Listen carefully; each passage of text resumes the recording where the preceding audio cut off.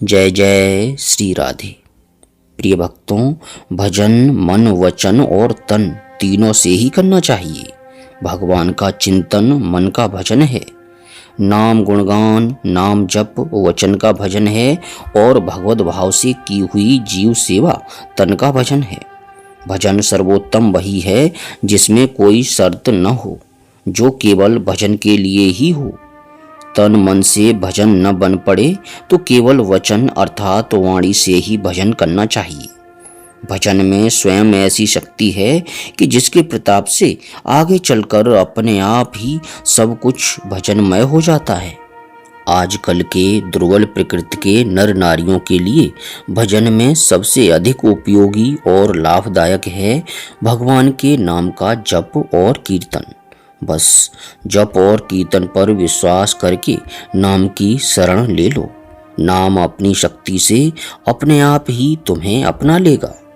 नाम नामी में अभेद है, इसलिए नाम के द्वारा अपनाए जाकर नामी भगवान के द्वारा तुम सहज ही अपनाए जाओगे। याद रखो, जिसको भगवान ने अपना लिया उसी का जन्म और जीवन सफल है, धन्य है। भगवत प्राप्ति का सबसे प्रथम और परम आवश्यक साधन है भगवत प्राप्ति की उत्कट इच्छा। ऐसी इच्छा कि जैसे प्यास से मरते हुए मनुष्य को जल की होती है।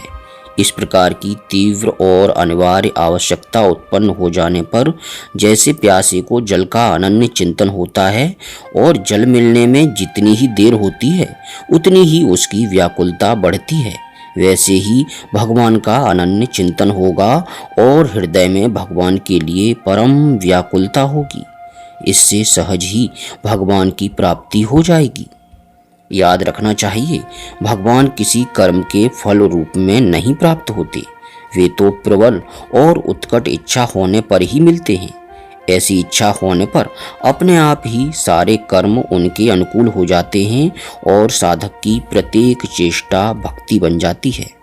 फिर वह यज्ञ दान तप आदि शास्त्रीय और खाना पीना सोना उठना चलना फिरना कमाना खोना आदि लौकिक सभी कार्य स्वाभाविक ही भगवान के लिए करता है, क्योंकि भगवान ही उसके परम आश्रय परम गति और परम प्रियतम होते हैं।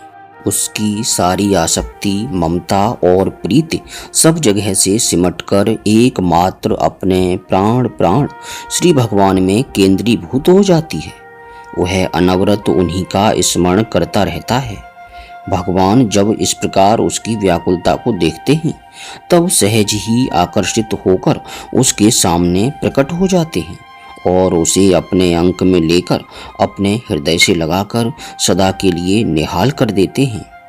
श्री भगवान गीता जी में कहते हैं, गीता जी 8:14, अनन्य चेता सततम यो माम स्मरति नित्यशः तस्याहम सुलभः पार्थ नित्य युक्तस्य योगिनः।